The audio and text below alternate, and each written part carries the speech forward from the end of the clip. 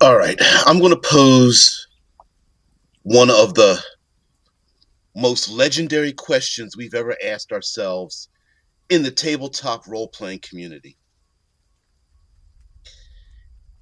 In the harsh Arctic North, your feet frozen, frostbite nipping at your fingertips and your ears. Um, can you drink a frozen potion of healing? Would it be like a slushy? Talks amongst yourselves.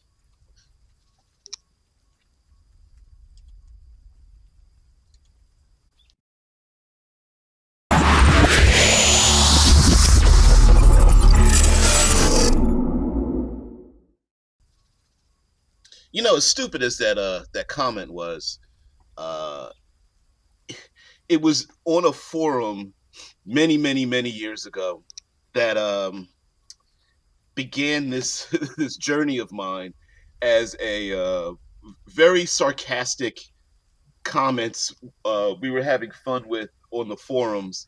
And this is way back in the G Plus era, and the it was I've always been a fan of using the environment. And it really started out with amongst my friends and I when I played plenty of superhero games. This actually wasn't, it didn't really have to do with Dungeons and Dragons and fantasy gaming. Um, but the, the, the fun part of having an interaction amongst the forums was about interacting with the environment. And the joke was, it was about a number of things, and we had some fun with it. It was about like what happens to potions when they're frozen, if they can freeze. Yes, I know it's fantasy, they don't have to freeze at all, but we were having fun with it.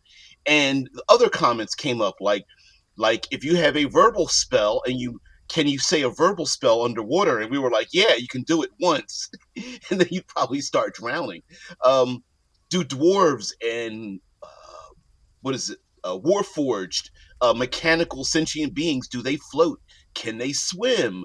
I mean, we were having fun with like when you're in the heat and cold and jungles and making fun of the a potion is just a bonus action, and we're like, okay, so which hand do you drink the potion with if you're using one hand to hold on to the rope bridge, the other hand to hold on to your weapon, your third hand to hold on to a shield, your fourth hand to hold on to your spell components? Like, what are you doing? If you're climbing up a cliff, like there's no, like, I mean, we need to take some of these things into account. And part of it was having fun. And then it reminded me of many of my times. Yeah, it's so funny, true. Then it reminded me of many times when I played superhero games. And of course, the people I played with, we were young, and everyone wanted to be a murderous a-hole, right? Like, we need to murder all the bad guys. And I was like, damn it. Like, every plot point, everybody wanted to be like some pseudo murderous Punisher, Batman, Wolverine style character. So I had to come up with better ideas to get the group involved instead of just making villain of the week. And so I started throwing in a ton of natural disasters. Yeah. Obviously, I used my fifth hand when my first four hands were already full, right? And mind you, listen, when you're playing on a green screen, maybe those things don't matter, but uh, when we were doing our superhero games, like it was always natural disasters. Some of the classic superhero things, right? Saving people from a collapsing bridge or earthquake or building fires and whatnot. And then my friends really got involved in it because we had to keep coming up with new complications to make it more interesting. And then all my gaming group would be like, all right, well, what happens if there's like an elderly person that doesn't want to come out of the room in a fire? And they're like, yeah. And then they're like, What if their pets are still in there and stuff? And they would actually be more involved. Like, all right, the bridge is collapsing, but there's a school bus full of kids, and my super strong character is going to like grab the bumper of the bus and try to pull it up or whatever. And we would come up with ideas for each other, and it was like this like randomized throw things at the wall, and it really inspired me to come up with the cinematic environs. Now, uh, a number of books. I never got to finish this entire series, and to be honest with you, there was a goal to put all of the books into one hardback book, ribbon, gold leafed, and the whole 9 yards. Uh, Never got a chance to finish it. I may. Part of me is I'm a person who is a long termer, so I think I will finish it. But WotC and the Hasbro information and the wanting to cut off the OGL like really put a hamper in it as well, and it kind of killed the dream a little bit. I still need to make rainforests because I wanted to combine jungles and rainforests, and jungles, rainforests, forest itself, woodlands, and then I wanted to do a subterranean one and maybe move on from there. Um, oh man, it's funny. Hey, Heliopia. Oh, you guys are so funny. All right, so let me go backwards a little bit. This is me, Davae Breon Jaxon, DBJ, and this series is called the Cinematic Environs. Uh, 10 to 20% of the material is fifth edition compatible, but for the most part, it's very open to interpretation, system neutral if you really want to call it that way. In this stack of books, there's a couple other books here, but this stack of books, it has become my resume. This is Wetlands, and it is about 60, oh no, it's 89, 90 pages long, of all kinds of encounters, and it's it is not an adventure. It's a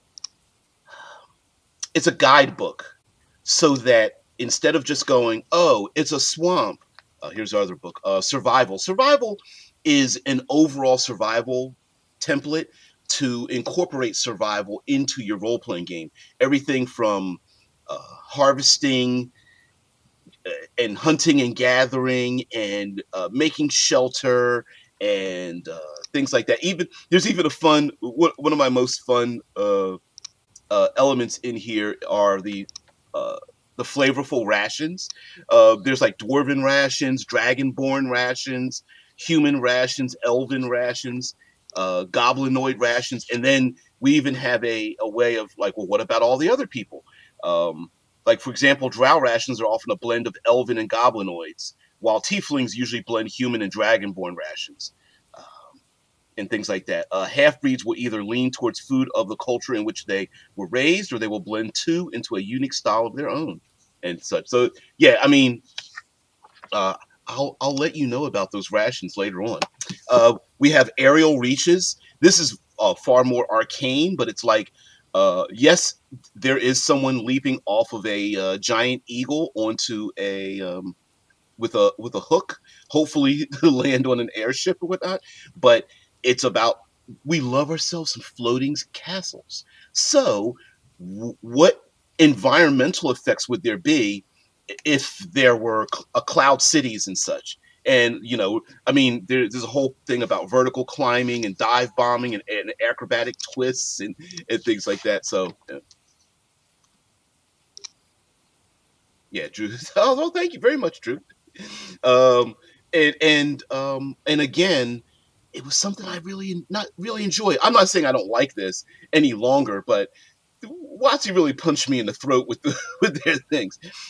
We did start out with the Arctic lands, and I did. There is an excerpt in here that talks about the whole like uh, frozen potion thing, and whether you would like to incorporate that into your games. Um, I mean, there's even examples of things to consider, like the deep cold, despair, frozen liquids. frostbite, the midnight sun, noisiness from walking on ice, tracks, and the uncomfortableness of being out in the Arctic conditions and whatnot. Even frozen liquids. Most common liquids will freeze solid in Arctic climates. These can include healing potions, drinking water, and other liquids that might be of value. The GM must decide if the liquid can still be used once melted or if it has any reduced effects. Note that most glass containers will break if the liquid freezes inside. And then, and we'll get into, I'll show the digital versions of these in just a moment. Thank you very much, Drew.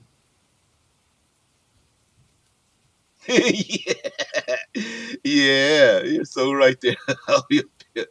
Redneck trolls have a beer barrel as a ration. Yeah, just go, go, go. Um, this was another challenge of mine. Really, camera? Plains and grasslands. I wanted to call it Savannah, but I was like, nah, not every place is like that. Anyway, one of the most boring locations, if you really want to think of boring, is like flat land or maybe semi-flat land, grasslands and plains. And I challenged myself. We got to 64 pages of stories and elements and things like that.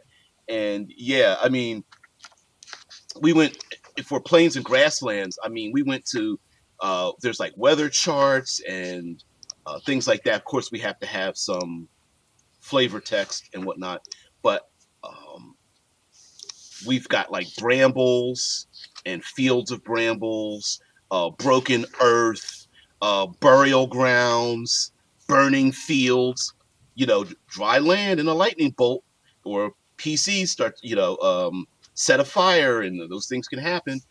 Chromatic fields, had some fun with that, with different types of colored spores: pink, orange, green, gray spores, crystal spores, black spores, and whatnot. Flash floods and floodplains, and dealing with that. Fog, herds, using herds as cover, but also being trampled, um, for yourself, making up random herds. Is it safe to say that if the environment you're in is significantly uncomfortable, it's going to cramp your style, casting spells, or prevent it entirely? Hell yeah.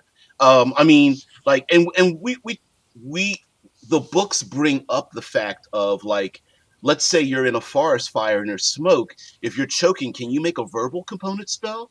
Or if you're in dense foliage or something and you can't see your allies or your enemies, can you target them with the spell if you need to see them? And the answer is no. And we often don't consider that in gaming, to make use the environment as a character. Essentially, the environment to me is a obstacle, a hazard, a conundrum to overcome, um, and things of that nature. So yeah, hills and valleys. I mean, rivers and streams. That's plains and grasslands. This is blasted lands. Yes, casting speed penalty. Compounds get blown out of your hand, or you can't speak clearly enough to complete the verbal component. Hell yeah, exactly. And some of it is common sense, but maybe we just, because we're gamifying it. Are you finally soul promoting? This whole week is about me. I decided to do it. Yeah, but from impetus from you guys. But um, I go back to the climbing the cliff face thing, right? And I'm being sarcastic, but really, if we think about it, it's like, all right, I'm climbing a cliff, and I cast a spell, and it's like, well, and I drink my healing potion. I'm like, wait a minute, which hand are you doing that with? You've got one hand holding onto the cliff face, another hand holding onto a weapon or spell casting focus, and you're holding components, and you're drinking a potion, and you're pulling out a quick. Wait a minute, what are you doing? Like, you only have so many hands to do all the things you want. Make a decision, and that decision should be hard. Yep, self-promoting. Yeah. Um, well, self-promoting and giving away a little bit of my production background, if you guys are into that kind of thing. This one is blasted lands. Think of hellscapes, volcanic regions, that kind of stuff. Uh, yeah, uh, everything from pyroclasms to earthquakes and things like that. I mean, here's some. Here's some great art. And the really cool thing about this was the art was real cheap, if not free, because it was more landscapes and environments that we were able to use artistically in real life, and then maybe shush it up a little bit if it was a little bit more arcane. But most of it was pretty mundane. Um, here goes my camera again. Blasted lands, hazards. Um, yeah, poisonous gases, ash and smoke. I mean, a two-page spread uh, just on ash and smoke effects.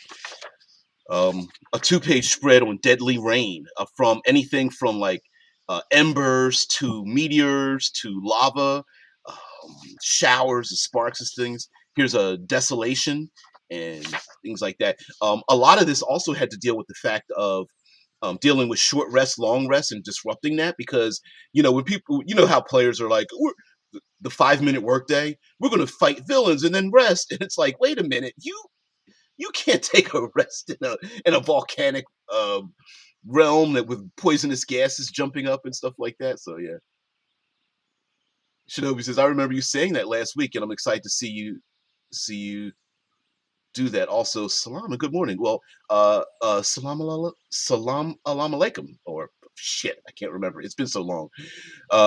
May peace be with you. uh, Geysers and lava flows. Shai says, I think the video game era has caused people to skip over this whole idea of the environment preventing you from doing stuff. And you know what? It's not even just preventing you, it's just using it in general, right? I mean, we love the idea of the heroes going into the dark sewer, and they're in like ankle deep or thigh deep or waist deep or chest deep sewer water. But what is the game effect, right? Maybe it's supposed to be horrible because there's supposed to be um, tentacles reaching down and caressing your ankles, or um, a player character getting pulled underwater. Like I said, sharks are scary, not just because they bite you, but because in order for you to get bit by a shark, you have to be out in the middle of the ocean, and being attacked by something that you can't defend yourself against because you're not an aquatic being in the deep ocean is the horror of it. The alligator that grabs you in the swamp is scary because you're in a swamp, right? Not just the alligator, it's the combination of the two. In fact, it probably gets ignored almost as often as the whole thing about the haste spell causing you to age 1 year. Yep. Yeah, you're so right. So listen, my camera's acting up, so let's go mountains, survival, plains. Let's hit the wetlands. Let's show that off a little bit here. Um, so this is just one of a number of them, and I'm just going to show this off a little bit here. Um, that's why you go down into the sewer. There are no sharks there to attack you. Sure. uh, but oh man. Anyways, there's blasted lands. There's a desert wastes. Had a lot of fun with desert wastes. Now, mind you, the books aren't just about the environment. It's also these were also designed using the fifth edition rules to allow you to create cultures that would live there, and tools players could use on their way there. Aquatic depths. Uh, Someone back in 2019 left a really great review of the aquatic depths. This one's almost 70 pages long for the aquatic depths. Uh, yeah, we had a lot of fun with just coming up with different scenarios. Now, towards the end of the book, we also added in some extra features. Acid poor shark is sure to snatch you in the sewer. Hell yeah, gotta have something like that. We also added in. Remember, this is back in the ye olden days. We added in new backgrounds for each of these. So for this is aquatic depths, and we added in the background. Come on, switch it up. We added in the background of the mariner and some details in there, of course, useful for player characters and NPCs. We added in lots of new equipment for basically like how do you do like an underwater adventure, everything from like breathing tubes and depth gauges, divers oil, harpoons, uh, things of that nature, even pictures of equipment, harpoons or tridents, and harpoon crossbow and whatnot, some new creatures like leviathans and whatnot, and even a new vehicle, submarine, aquatic habitats, and describing them. Gators are just friendly mud puppies. All right, Floridian. Yeah, that's why they have signs next to a shallow water area saying, "Please don't walk your small animals nearby." Right? Oh man, new spells we even had. Like, uh, can you name yourself some aquatic halves? Because we have here, we've got bergs, domes, flotillas, hives, and tether balls for some aquatic habitats, and even some random events. D, D, D20 random events in, let's see, deep salt water, uh, shallow salt water, deep freshwater, shallow freshwater, and moving freshwater environments and whatnot. But like I said, the camera's not really helping me out here. This is pretty fun. This guy's face, pretty hilarious. Anyway, blasted lands. Let's throw you up here. Let's get into the digital content so you can get a better picture of what it is that we were. Uh, let's see, is this it? Grasslands? No, no. Mountains. There, that's the aerial survival. There we go. Woo. um, take it back one more. So uh, this one is wetlands and swamps, wetlands, mires and whatnot. And what we really tried to do in this one, and what I really wanted to do in general, is basically get people out of the mindset of thinking that the environment is boring. Oh, it's just mountains. It's just grasslands. It's just a swamp.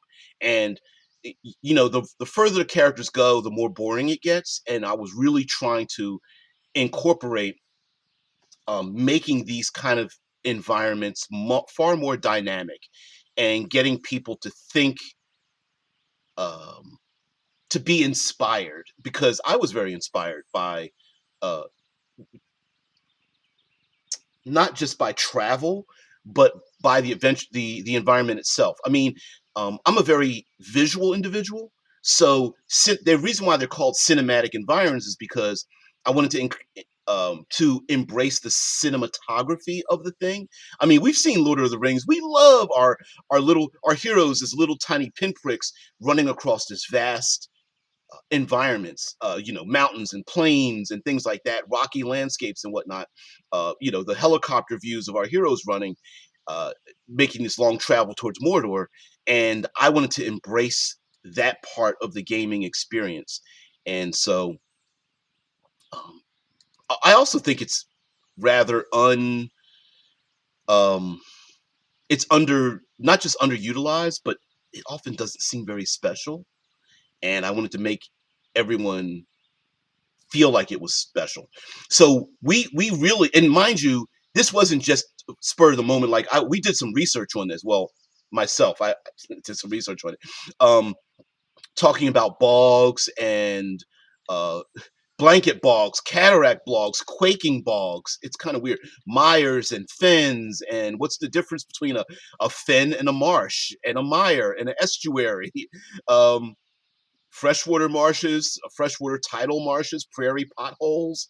I mean, we went into a lot of detail in this, and mind you, I wasn't expecting people to use all of it all at once, but to ensure that if you wanted to have an adventure, say for this book, like say in a swamp, that it would differentiate itself enough that it would be pretty adventurous to have it here. Yeah, so yeah, a swamp is different than a mire, which is different than a marsh. and traditional and untraditional um, things like uncommon conditions, like arcane wetlands or artificial wetlands, industrial societies that may have accidentally created their own wetlands, and why. Like for arcane wetlands, there are arcane ways to cause wetlands as well. An angry Jinn, Druidic cult, or the aftermath of a clash between blue dragons and cloud giants might dump water into a region devoid of torrential rains. After the water spirits leave, a portal is all that is left, a tiny trickle of fluid into a normally dry location. The destroyed body of a water elemental could fill a shallow valley. Storm giants could hurl bolts of lightning in a brief battle, but the resultant dark clouds could linger for months. Even a simple spell or open, ever filling bottle could be the cause of wetlands for years to come. So, yeah, just like I said, it's just a giant book of prompts. And then I love our parasites. We have a whole section on parasites and diseases that I think you guys would love as well. And trying to get rid of them. Oh, come on, come on, come on. Let's see if we can find. Ooh, that sounds like.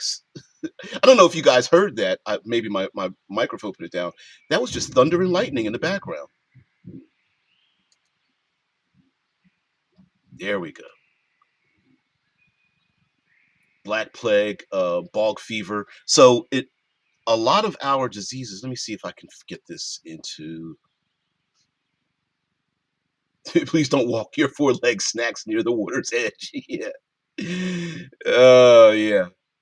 Says I've seen plenty of gators growing up. It's funny because it when uh, I I had family that lived in Florida, and we I would visit them, and it was one of their favorite watering holes to go to, basically a bar and grill, and there were always plenty of alligators that would swim up to the gate's edge, hopefully to get a snack or something. You heard that? Yeah, yeah, yeah, yeah. It's funny. And we haven't had rain in a while. Remember watching a video where someone once said something along the lines that the adventure happens between places in the travel.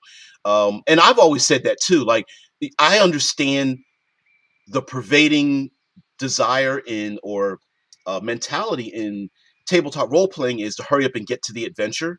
And my point is the we don't have the travel log as the adventure, and really a dungeon is just travel is just a dungeon without a roof on it, right? Um, every room you go to in the classic dungeon is just a region you go to as you travel. And we often think of the travel as the boring part, but if you psychologically think that way, of course it's going to feel boring. But yeah, I didn't want to do that.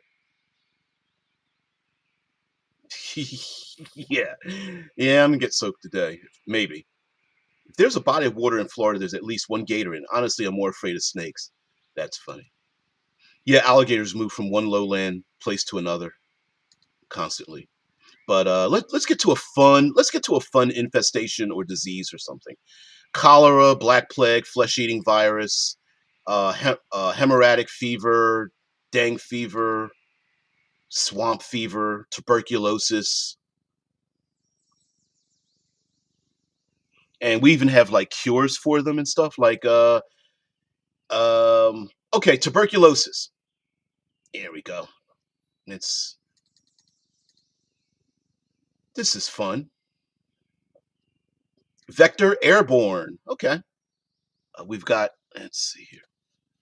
Vector airborne, infection rate 50%. If exposed to an infected creature, they must then make a successful Constitution saving throw, DC 15, to avoid infection. Onset 1d4 weeks. Now, the onset, what we really wanted to do is add a little bit of tension in there, so players could become sick or infested by a parasite or whatever, but they won't feel the onset till later, and this really brought we wanted to really bring in the idea that the players need to keep themselves clean and be preventative instead of carrying around these diseases just simply because they didn't have a gaming effect yet. Um, We also talked about the symptoms and progression. Um, day one, day one of tuberculosis, trouble breathing, regular cough and fatigue, gain one level of exhaustion. Day two, hacking cough that produces blood and pain in the chest, gain one level of exhaustion and lose 1d4 points of constitution. And then day three plus, severe coughing, bloody mucus, severe pain in the chest. The infected must make a successful constitution saving throw, DC 15, every morning or gain one level of exhaustion and lose 1d4 points of constitution. This continues until they are cured or dead. And morality rate severe. And we should describe all that. And then there's cures, right? Lay on hands or lesser restoration. If the infected succeeds on 3 consecutive saves, they recover, though their constitution maximum is permanently reduced by 1d4. All other constitution losses restored in a few days. And this disease is very contagious and potentially catastrophic in a densely populated area like a city. A reasonably large population can lose as many as 3/4 of its members, particularly the very young and very old. In wetlands, it is most often contracted from infected humanoids or their remains. The bacteria can even be spread through contact with infected undead. And this part here, the bacteria can even be spread through contact with infected undead. We wanted to add that as a layer of to encourage, game masters and whatnot to dungeon masters to add that to their game. Like just because to make the undead even more scary in a swamp, why wouldn't they be carrying around these, dangerous, uh, uh, dangerous diseases and parasites and whatnot, typhoid.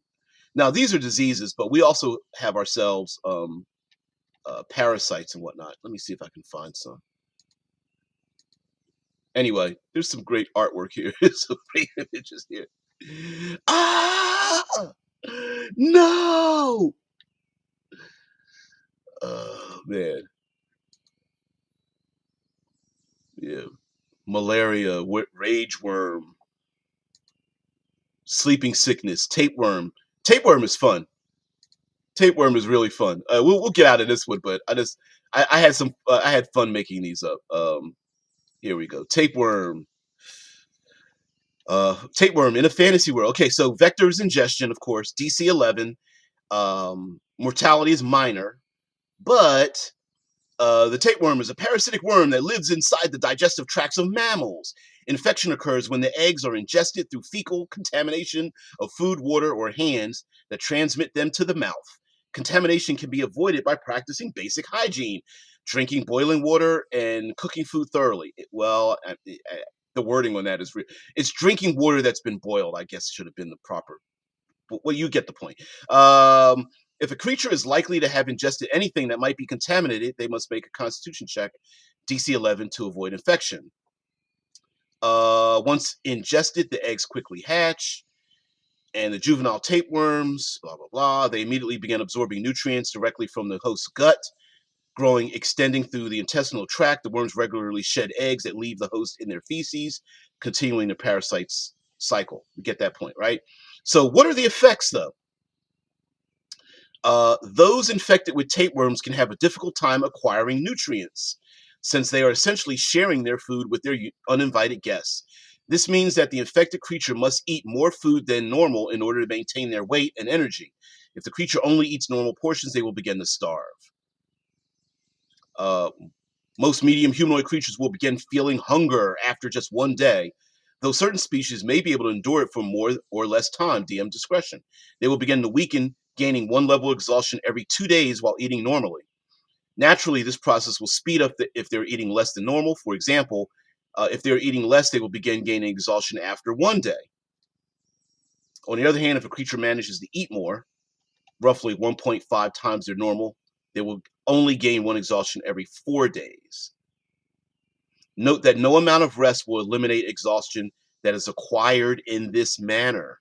Only eating a sufficient amount of food will help. So, a tapeworm can be removed by causing damage to the intestinal tract of the host. As above, a poison could kill a tapeworm using the DC of the worm as an equivalent hit point total. For example, A tapeworm that suffers 6 points of poison damage will linger inside a host for another 5 meals before it is ready to dislodge. Basically, DC 11. A minor form of poison can be mixed by an herbalist. This causes 2 hit points of damage to the victim. Half the damage goes to the tapeworm, reducing the length of the tapeworm's reproductive life cycle. Taken each day, the host and the tapeworm suffer 1 hit point of damage. Bed rest and care then heals the harm done to the patient. But anyway, that's just an example of a kind of thing. And yeah, it's is it a little bit of quite a bit of detail, sure, but why not? Tongue eating louse. Spellcasters hate that because it eats your tongue. It's so funny. It's nasty. But anyway, that's just an example. Uh, we've got we've got this one: cinematic environs for plains and grasslands. Um, we have the survival book. This was the original before we turned it into the cinematic environs for Call of Cthulhu. And yeah, again, this one's is rations and talks about earth, air, fire, and water, and what you need for survival and whatnot. Arrow reaches. Let's stick with this one, but I'm going to get back into what you guys have to say because this one is actually pretty fun as well. I got to admit, it's this one's fun as well. Cinematic environs, aerial reaches. Sorry, I can't see the chat. I can stand to use it. I'm on a keto diet. I guess I got my own. I am my own tapeworm. Mm-mm-mm.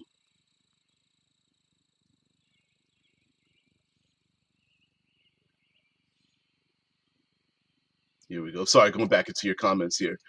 Water moccasins, cottonmouths, diamondback rattlers. Oof. Dreaded coral snakes. Yeah. Crazy, crazy, crazy.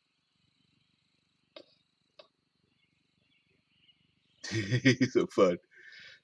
Tapeworms, river blindness, guinea worms almost eradicated thanks to the valiant efforts of rock and roll President Jimmy Carter. He's still doing humanitarian efforts and things like that. Yeah, sleeping sickness. Yeah, and I incorporate all this, all the above. Yeah, sleeping sickness, tapeworms, river blindness. Yeah, yeah, all that. That is interesting. My knowledge that there is no spell in D&D against parasites.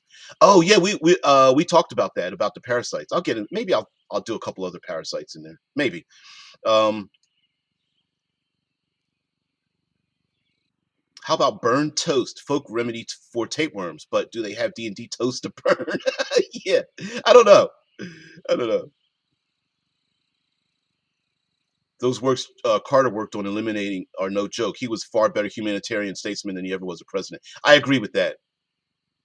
Some make the argument that Jimmy Carter was the best man as the worst president in a weird way. I was gonna say I was pretty relatively young, 70s. I was born in 70s, so I was a kid. I'm on the broccoli for breakfast diet. Yeah. All right. Oh, what are some fun things here? Got to show aerial reaches. Let's do this. Aerial reaches. All right. So aerial reaches was my attempt to do environments in the air as if it was just a natural region that players would go to on during their adventures and whatnot. Let me see if I can find some.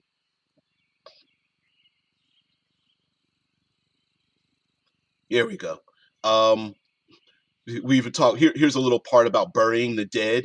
If you live in an aerial environment, where do the dead and yet the undead go? um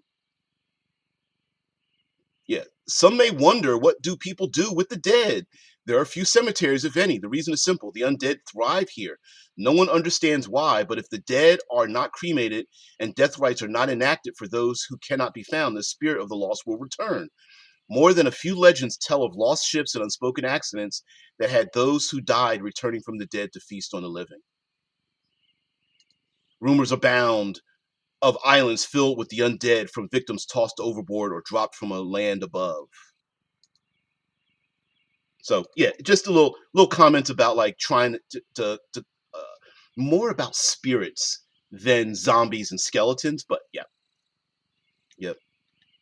Also talking about strength of flight, like how much can you carry? And we said, uh, this strange phrase references the ability to fly and how much lift that flight ability grants. Most winged creatures and races default to the strength attribute. Otherwise, use the attribute that powers the flight ability. For example, a mage with the flight spell can use her intelligence score of 17 instead of her strength score of 9 when flight is needed to resist lift or winds. As always, the GM is the final arbiter of any skill test or save. And this is just an aside to, like, for example, if a weak wizard grabs onto a rope to hold onto their allies, is it the wizard's strength or their flight ability, right? And so we just said, why not just give it default to their intelligence, which would be their flight ability. Like, if they're flying and are putting their back against a large boulder, is it their strength or is it the ability to fly? And so we just said, why don't we give it to them? And then we talk about different contests and chases. You got to have some flying chases in aerial combat and things like that. Um, maneuvering into zones, and flying combatants in zones and chases. Go go into that. I really wished. Here's some artwork. There's someone on a giant eagle. Oops, shit. Sorry, giant eagle chasing a. There's even there's a little stain on here as if it was like a parchment or something like that. But chasing a steam powered airship through a valley, kind of cool. Um, air pirate ships attacking each other, sky pirates, and then navigation rolls and how many zones close or far away are you. And then we have a long list of uh, random things that could happen in combat and action and whatnot. Here's one. Number 10. Victim's legs get tangled in the rails and snaps, inflicting 1d4 points of constitution damage and a broken leg. It's useless until set and healed. Movement is reduced to half, and they are at disadvantage on all checks related to balance and speed. That'd be pretty nasty to get your leg stuck in a rail and then it just snaps. Victim tangles in nets or ropes and is restrained. Make a strength check, DC 10 to escape, or deal 5 points of slashing damage to the ropes. Hope they aren't too important. you know, there's even one here. Victim stumbles backwards off the deck. Luckily, they are tangled in a mass of ropes or netting. Even the odds to see if escaping the ropes will cause them to fall away, taking the victim along for the ride, etc. Falling prone, blah, blah, blah. Victim falls off the deck. Roll twice and combine. Now, just to reiterate, there's a table called fumble crit. Fumble is it happens to yourself. Crit is it happens to somebody else. So if you crit someone, you could crit them. Here we go. Somehow the victim is hanging on by their fingertips on the outside of the airship. Make a strength athletics check, DC 15, to climb up onto the deck. So you could crit an enemy, and then they go falling off of the side, hanging by their fingertips, basically. So you add that up. Yep. Don't roll a 1 because victim falls off the deck, or number 2, weapon flies out of hand and into the great beyond. But anyway, there's a bunch of these prompts, aerial conditions. We talk about heat and cold and the winds.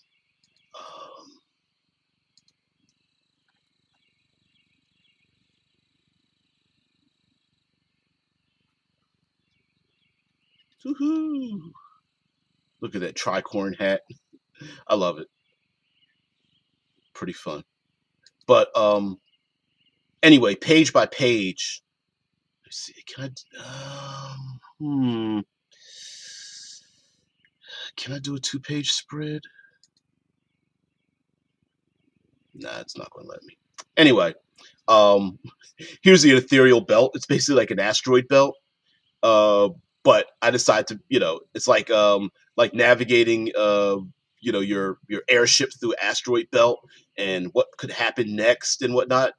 Yeah, and then of course I discovered a new place, a new planet. It's mine. At the right storms, clouds, and just just simply navigating through clouds and whatnot, and even maybe causing a storm by accident. Um, can you aim at somebody in a cloud? How about you're in the cloud, you want to aim at somebody outside the cloud, you know? So always added pressure. Oh, by the way, each of these 1 or 2 page spreads always has pressure, if then, changes, fumble crit, and then maybe every once in a while like a something unique. So pressure is basically something to think about if you're going to use this for your environment. So like being inside a cloud is like most excuse me, being inside a cloud is like being to completely mostly to completely blind. Man, did I edit this? Because I know I didn't edit. Uh, the character the characters may have no choice but to fly through the clouds, or they may take advantage of them to avoid being seen. Either way, the phrase "what you don't see can't hurt you" does not apply. In fact, if one is being pursued by a dragon or some other flying creature, the exact opposite is often true. And so using the clouds as cover, whether you want to go into them or an enemy is inside of the clouds or above the clouds or below the clouds and whatnot, just to give someone an idea to think about it. Man, these are old. Ooh. Chromatic clouds. This is fun.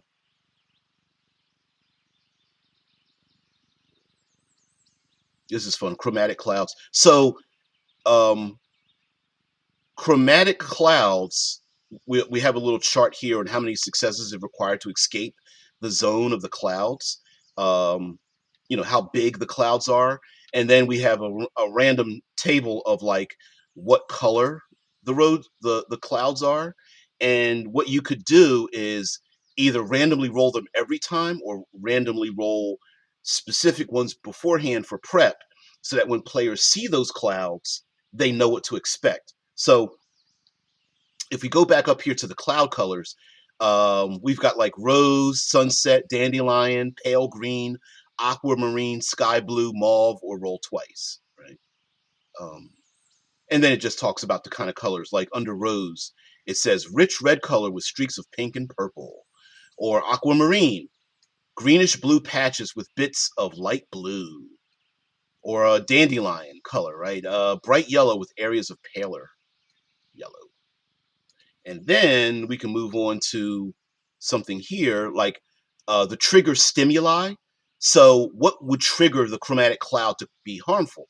Um, Things like fire, cold, lightning, necrosis, thunder, alchemical, radiance, or roll twice. So, for example, fire, any source of heat greater than 200 degrees Fahrenheit, whatever that means. Lightning, any electrical discharge, including static. Necrosis, any blood, death, or necrotic energy will set it off. That's like a trigger stimuli if you're inside the clouds. And then there's cloud reactions, right? Such as like, and they're random as well, like engulfed in flame, instant freeze, ball lightning, tendrils of necromancy. I like that. Shockwaves, acres of ooze. The zone, this is what happens. So the zone fills with ooze and sludge, covering everyone and everything. The ooze will drop from the sky, blanketing any land below. Uh, the acidic, I should have picked that one.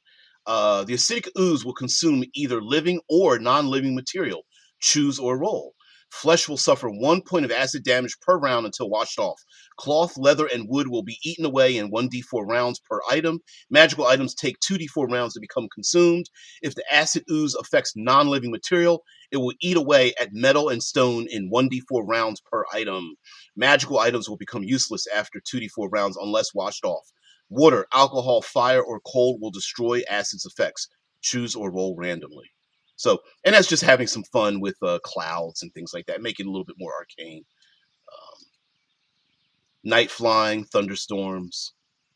Uh, We got ourselves, what is it? Is it hurricanes? Tornadoes? Yep, tornadoes. Gotta have yourself some of those. Uh, Alex is always picked with me because I talked about rain, torrential rain, and he's like, "How am I supposed to get an image of rain?" And I was like, "Well, just rain." And I was like, "That's right. You really can't. It's not really the rain you get a picture of. You get a picture of everything else." I think he did a good job picking something that just had rain in it. But I was like, "Well, put something in the background." And I was like, he's like, "Yeah, but you can't put anything behind the rain." But torrential rain and dousing flames and things like that, updrafts. Gotta have things like that. Wind, of course. Yeah, so on and so forth. But yeah. Mm-mm-mm.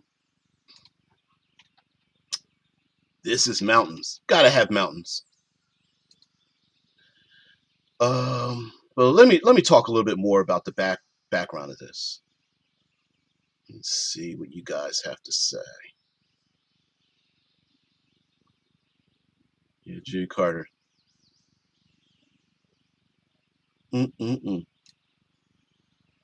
One of the downsides to 5e and even some earlier editions, they are too specific, which tends to result in constricting the freedom of the DM, limiting the imagination of the player, or both. Yeah, I get you on that one. Yeah, yeah.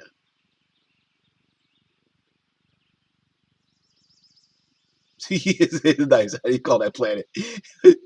Finding an orb, a rock in the middle of the floating in the sky, and like that's my planet. I can fit 3 other people here. I don't know. How about using weather to prevent people from choosing the wrong king? Here we go. Here we go. I know. I know. Hilarious. Interestingly enough, the first English kings were actually elected. It wasn't until later that the bloodline thing happened. Oh, cool. Mm-mm-mm. The best picture of rain is the sound. That's funny. That is cool too. Yeah. I have mountains on my horizon. It's awesome. That's cool.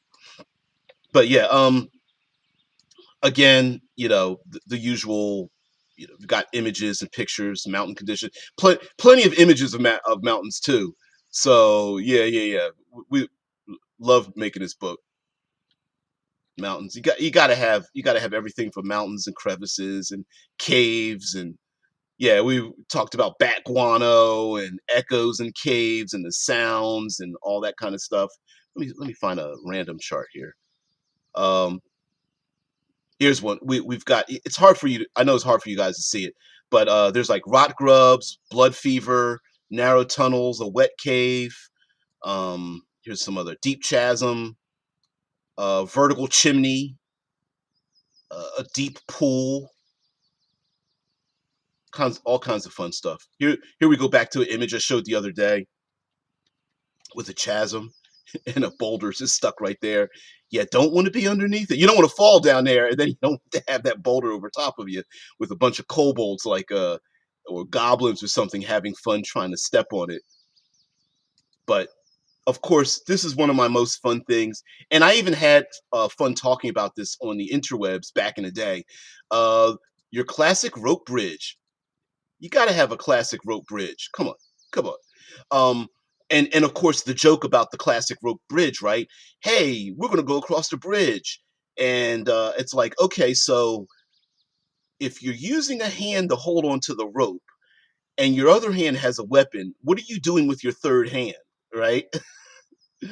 um, yeah, kind of fun. And then also, the classic rope bridge. We know cinematically, it's really fun to do this, but um, let's say I love the environment because you can build tension with it.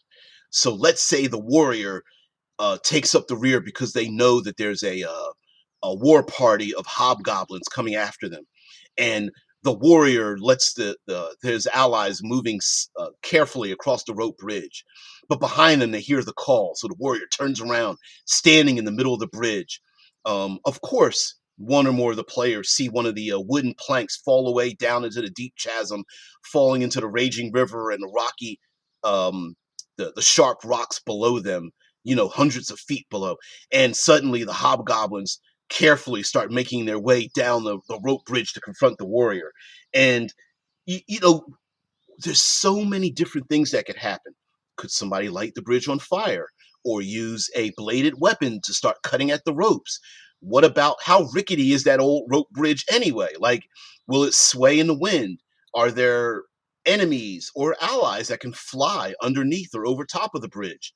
Um, of how does a player character balance their need to not fall off the bridge by holding on versus their need to hold on to their one or two-handed weapon?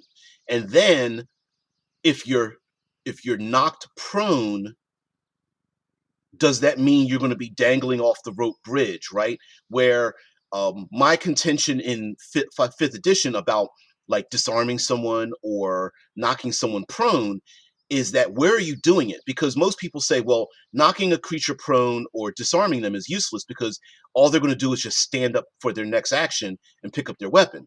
And my contention is, yeah, but where are they doing it? If you're in a rope bridge and you get disarmed, you're not picking your weapon up, right? It's probably going falling into the deep chasm. If you get knocked prone and you're dangling by your fingertips and you're holding on for dear life, yeah, like what's happening there? And then those hobgoblins or your allies, they could start hacking at the rope bridge. And where will the bridge get cut, right? Um, is the evil cultist willing to sacrifice the hobgoblin militia and just cut the rope bridge hoping that the PCs die? Or do the PCs cut the rope bridge knowing that they're going to save their ally and whatever? All that stuff. Those are other options other than fighting on a having a battle on a great green screen. Basically nothing. But yeah, anyway, mountains, cliffs, we've got ledges. What else do we have? Rock slides. Rocks fall, everyone dies. Weather and wind, even airlessness we talk about.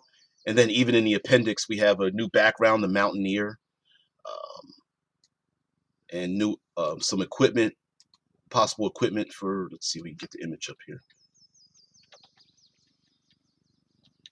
Equipment for, you know, traveling up in the upper reaches.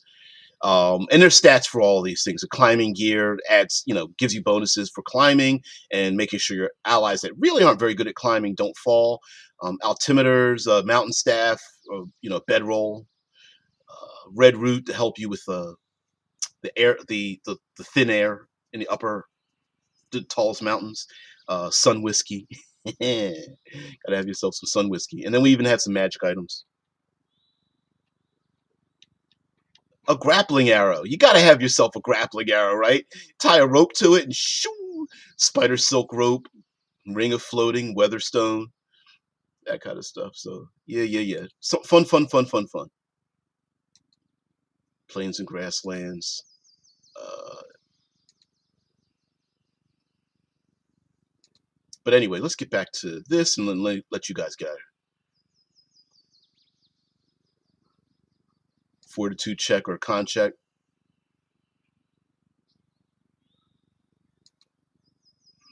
Party goes over a bridge DM. I really quiet on the bridge like it will be blown up in a few minutes. Player. Uh, how about a rope bridge where you got to make two die rolls, one for successful crossing, one for not pissing your pants when you successfully cross? I got a -5 on the pants pissing part, but hopefully it'll be windy enough to dry me off by the time I get to the other side. Yeah. Oh man, that's hilarious. Mountains plus hurricane equals good. Yeah. Only mountains I had back in Florida was Space Mountain. Now I've been on Space Mountain, not Thunder Mountain or Splash Mountain, but I think they're down now, aren't they? Mm-mm-mm. I think it's more of a problem that many new DMs want to make everything like in the book. It's a confidence question. I agree. I agree. Now, one of the things that I really wanted to do, lastly, in terms of getting the books, then I'm going to give you a little bit of background because I do have to get out of here. Pants Pissing Bridge is real in China. They have built a clear glass bridge where you can see down. No, thank you. No, I've seen that. There's also one in the Grand Canyon. Horrible, horrible. But uh, let me give you a little bit of background in terms of getting these books done. I sold this idea. I think the very first one was Arctic. Yeah, yeah, yeah. Arctic Lands. Arctic Lands, and then we followed it up with Desert Waste. And um, when I was on the interwebs and social medias and whatnot, I sold the idea of doing this, and I wrote an outline and basically asked these guys, "Hey, Critical Hit Publishing, Alex and Rob and some others, um, do you publish these books or have been out for? They've been out for quite a while now. Let's see, what was the publishing date on this? Oh, I don't have a publishing date. Let's see if I can find it. Did we even put one in here? I don't know. They're about 5 years old, 4 years old, 4 or 5. They've been out for a while. Um, so these, but Drive Through RPG. There's a link below. Whatever. But um, so I decided to sell the idea. When I say sell, I don't mean like monetarily. I was like, hey, I really think this is missing in the gaming industry, and this is kind of like my thing, my specialty, self-appointedly, right? And I'd really like to do this. And basically, it was me just doing a leap of faith. Hey guys, the worst answer they could tell me is no. They said it was a really great idea. Write up some stuff. So I start writing it up, and then the guys I was working with said, "Oh, why don't you add this in there? Why don't you add?" For example, in Desert Waste, in the back here, in Desert Waste, let's see if we get an image here. We have a hookah, and we decided to make non magical and non magical hookahs. So you can smoke these hookahs in like during downtime and whatnot, or maybe you meet travelers along the way that are willing to share in the hookah while you're having like trade negotiations or things like that. And there's different types of hookah herbal blends like the house blend, royal blend, healing blend, gin blend, the sight blend, and night blend as you smoke the hookah. Um, there's also what we let's see if I can show this. This is an image. We call this a clava. It is basically a desert, dusty realm desert scarf, and it has its own gaming statistics. This is a large, well-crafted scarf or towel and is worn around the face and shoulders in various configurations. They come in numerous patterns and colors and are often decorated with tassels, beads, and small stones or metal rings to add weight. This extremely mundane and ubiquitous scarf is worn in most public places and comes in many levels of craftsmanship. And then we talk about like using it and what it's used for, like clothing, childcare, combat, communication, shelter, and whatnot, and its uses. And it's culturally, we wanted to make it cultural uh, in terms of like why would people use these things, and that was just in Desert Waste. So we were very inspired. The people I worked with were very inspired to add more of these things. Like people who live in these regions, what would they be? What would they be like? Um, Non-magical hookahs. Hookah bars are actually a thing over here. Do you have them in the U.S.? Yes, we do. Yeah, we do. Uh, Brought over here culturally from overseas. So we have them here basically because other people brought them here. But yeah, I've never partaken. Oh shit. Narrow bridges and low railings scare me more than mountain climbing with ropes on rocks. I haven't pissed my pants yet, but I have pussied out on plenty of low railings at high scenarios. That's me. That's definitely me. Yeah. Oh shit. Yeah. Angel says, stood on the edge of Grand Canyon, 800 feet down. A few months later, was putting up Christmas lights and had the ladder collapse. Now I can't climb much higher than 12 feet. Are you serious?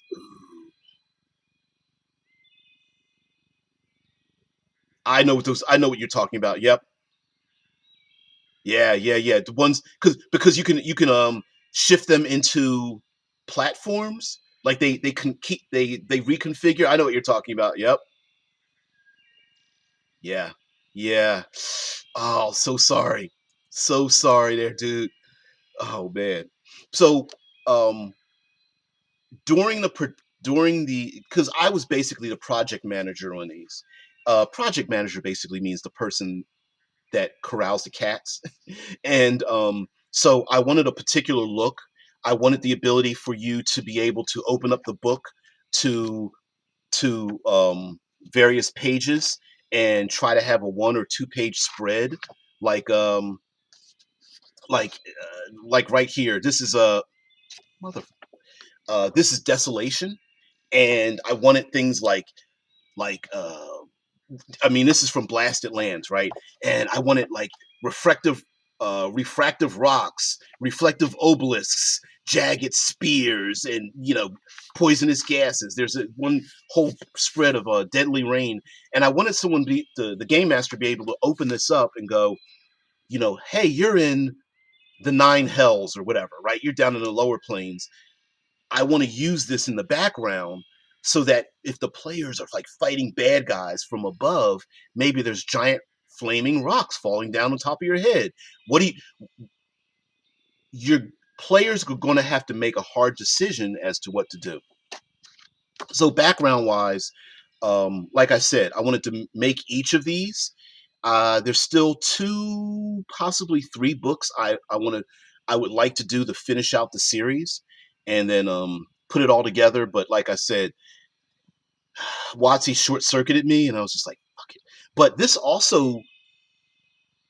these produced became my resume to hire me to do other work. So I've worked with Onyx Path Publishing. I've worked with N World. I'm currently now in a ongoing Kickstarter for Cool Name Goes Here. It was a successful Kickstarter, but I'm also a consultant for that as well. So yeah, yeah, exactly, Drew. Yeah, exactly, exactly. Ooh.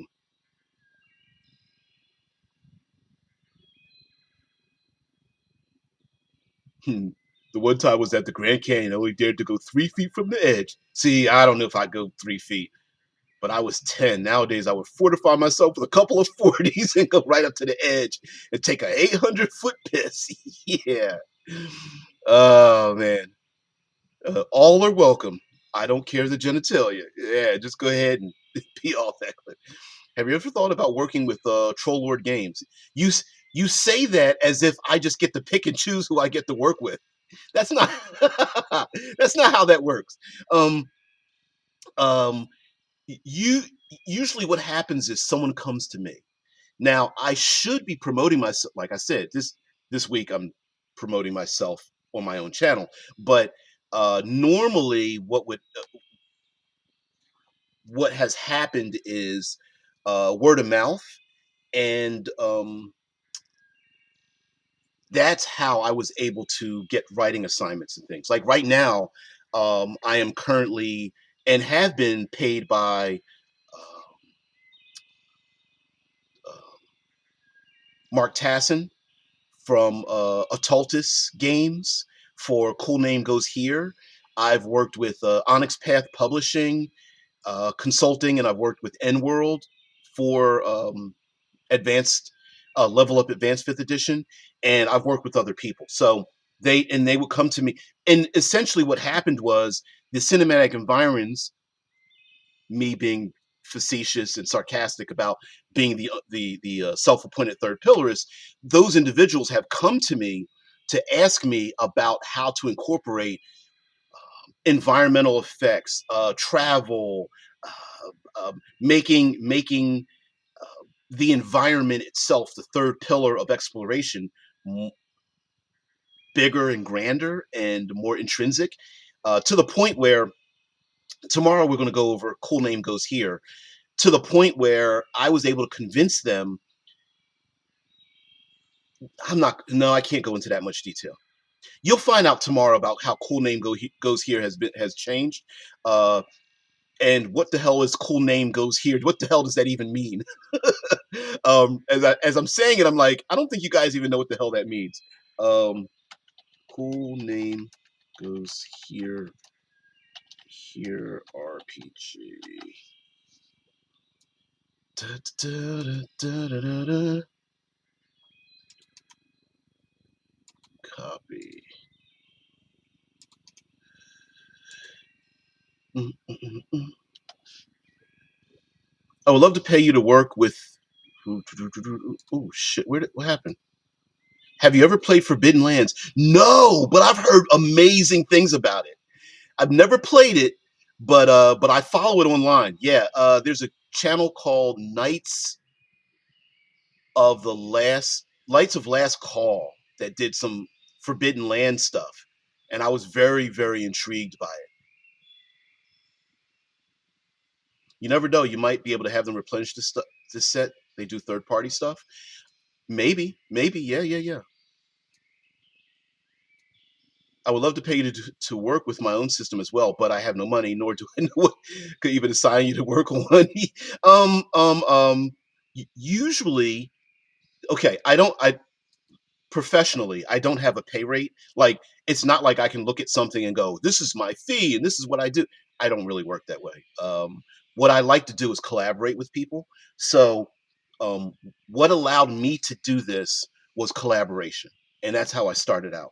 So, an example is maybe some of you are very good at writing or editing or layout or any number of things that are really that would be appreciated in tabletop role playing community. Develop that skill, and then find other people you can work with that don't have the other skills you do have, like marketing or um, there are two levels of editing. There are two levels of layout. Man, we can get into certain things. Uh, Marketing is the worst thing in the world because very few of us are very good at it, and we. It's funny because even in our own community, we get mad at people who are marketing gurus, but the problem is you need marketers to get shit done, because if you don't have exposure, it doesn't matter how good your merchandise is. It's just not going to get out there, right? So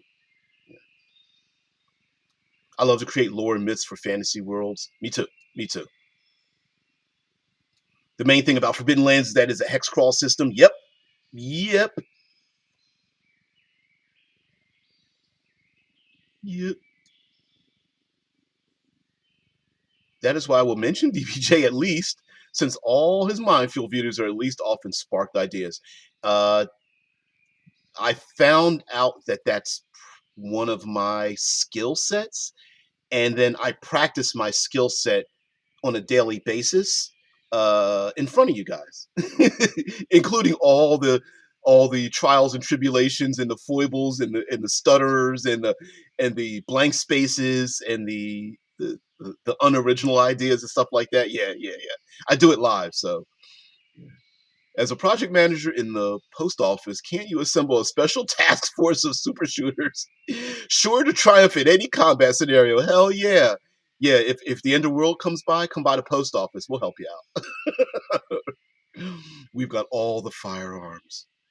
No, I don't know. An aspect often forgotten in descriptions is the smell. You are so right. You are absolutely right. Which is why I added.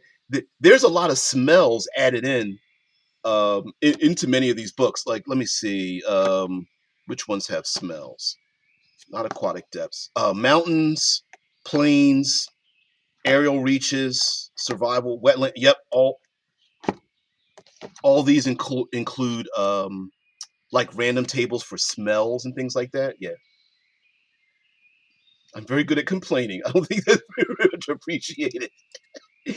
Yeah, yeah. There's maybe tomorrow when I talk about cool name goes here. I'll talk about like best practices when you're working with other people, which I've made mistakes, plenty of mistakes. One of the things I hate is I'll look forward and go, you know what? I've got plenty of time, and then I'll agree to a project, and I've agreed to projects and then realize I don't have the time to do it, and you just got to be upfront with people and just go, you know what? I got to bow out of this. Uh, Take what I've done. Don't pay me. I just can't do it because I've been on projects where that's happened, and I love the smell of napalm in the morning. Yeah, it's funny, and I think one of the problems of being a critic is that it people think it's about being negative, but being a critic is about being critical. It's about critiquing a thing, which means the good and the bad. You got to be equally good and bad. So about that. Um, I also don't have any ego, so when uh, when I was making these and any other things, sometimes you might write 5,000 words and you go, I think this is brilliant. And someone else will read it and go, it's kind of hot garbage. And you just have to, it's like, what is the term?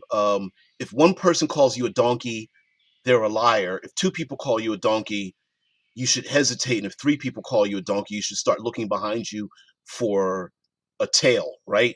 Like it's one of those things where if more, I'm not saying that you should believe everything people tell you about yourself, but if multiple people are telling you things from different points of view, you might want to stop and think about it and go, maybe this isn't the right path I should take. I Shai says, I think you just need to share your channel around on social media more. Once you get people to watch your live streams, they will like you, but not enough people are aware of your channel even exists now. I agree. I agree. Like I said, I'm terrible at self promotion. I'm on plenty of Facebook pages, groups. I don't use X or Twitter. I absolutely despise Reddit. Instagram makes me want to vomit. I don't know. We in the tabletop role playing community fail to realize um, how important a social media manager could be, or even spending time to do it. I Yeah, yeah. Maybe people forget how much time it takes to do those kind of things. Got to get you on my sci-fi for me TV. Oh, I would love that. Oh man, I haven't gotten back to my sci-fi in a while. Well, anyway, guys, um, here we go. Lastly, before we get out of here, cinematic environs. Yep, here, mountains and aerial reaches and um, all kinds of stuff. I just had a lot of fun with these. Um, so much fun doing these. Just putting them together and doing the research on them, using mix and matching real life elements, um, as well as the fantastical, and just had so much fun. Just I don't know. I kind of miss it. Not miss it in the sense that I don't think it's possible to get back into it. I miss it in terms of like fifth edition has kind of like broken away from its heyday, and it really set me back because I was like, because I had to think about this in a financially, right? Like not just financially meaning legalese. You know, if I produce this, can I get sued for producing these materials? And is the juice worth the squeeze? So so tomorrow we're going to get into cool name goes here. I'm one of the designers. I'm going to click on the designers here, and where's my face? There we go. There's DBJ right here. Um, so there's a number of designers here on Cool Name Goes Here. This project actually began. Yes, Kenneth Haidt, Matt Forbeck, Eloy Lasanta. and others are part of this design group here, as well as Owen, Casey Stevens, Robin Laws, Stephen Long, yeah, other individuals here. So yeah, I'm working alongside them. I mean, it's digital, right? But working alongside them in Cool Name Goes Here. So I'm pretty proud of that. Pretty to be to be associated with them. I'm like, I don't think I belong here, but it's still kind of cool anyway. Uh, yeah, yeah, A5E. Yep, absolutely. Obsidian within the Ring of Fire. Yeah, I get it. I'm just a mod, but I know the boss. I think I did a fun interview. Covers everything sci-fi, fantasy, and pop culture. I am. I would love to be part of that, dude. I would share around your channel more. My Facebook presence is just geared to music. I'm in some RPG groups too, just not very active in them. Me too. Me too. Used it, the A5E SRD. And see, I really did think about that, like to transfer them over. And I wonder, you know what? I may have a conversation with them over at N World, because N World, I was one of like 30 people that worked on A5E. So, and I still have connections to shit. I'm still in their private Discord server amongst the designers and stuff like that. Maybe I might do that. SRD license like Sly Flourish is doing. Yep. Hmm. Yeah, bring it back. Cool Name Goes Here. Brilliant. The whole point of Cool Name Goes Here, by the way, was it was a placeholder name that stuck because it literally had brackets around it. It was like, okay, we're gonna put the Cool Name Goes Here, and everyone kept calling it that. And it's a free building a new fantasy role playing game system with a dream team of RPG designers, and then we're giving it to the world for free. That and this project came about. I was asked to be part of this by Mark Tassin, who's the project manager, who was like, "I'd really like you to be part of the exploration part of this game." And I was like, "Really, me? What? Huh? What? Amongst these other folks? Really?" And so yeah, so yeah, we'll talk about that tomorrow. It the you can be part of it now, but it was a Kickstarter back when WotC was doing its stupid shit and stuff. I really have to get my system done and published, and hope people will then also consider me as a great designer. I don't think people consider me a great designer. I'm just living my life. So anyway, Drew and everybody else, thank you very much for being part of the show. I really appreciate it. Thank you also for spending your valuable time here with me and allowing me to take this week to show off the things that I've done and the work that I've done and why I do it. So, guys, thank you very much for being here. I really appreciate it. Have a great day. Thank you very much. If you guys have any questions, or hell, if you want me to even go deeper into maybe like one of these books and whatnot later on, maybe next week or something, I'd be more than willing to do that as well. So, guys, have a great one. And also, if you plan on trying to publish yourself, keep going. If you just write things, put it in a reasonable document, somebody else can actually get it published for you. You know what I mean? So just keep up the good work. So, guys, have a great one. I'll see you later. Peace. Bye.